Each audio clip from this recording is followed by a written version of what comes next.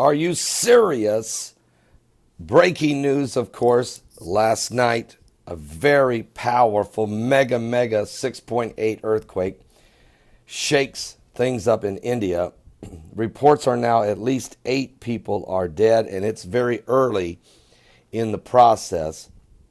This was a very strong earthquake, folks, in a remote northeast region, hit just before dawn, early Monday morning there. Of course, I reported it last night. I was doing a YouTube video when my phone went off and alerted me there had just been a mega earthquake. More than 100 people are injured, damage to several buildings, and the death and injuries were caused by falling debris. According to reports, the home of the minister and several parts of the state has suffered extensive damage.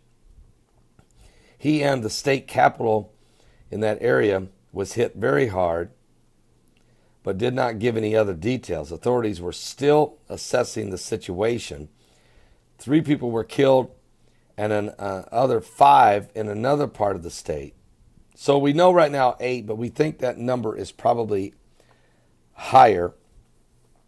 And we know that a lot of people have been injured, like we said, over 100, and that's probably higher as well. The earthquake, people were feeling it in Bangladesh. A 6.8 earthquake again hitting in India last night to start this new year off with a killer quake is not a good way to start, but it happened. We're praying for the people of India.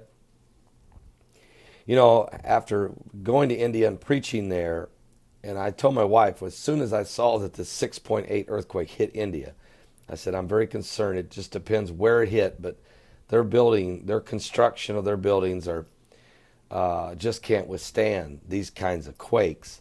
They build a lot of their buildings, especially in remote areas, are made out of baked mud bricks.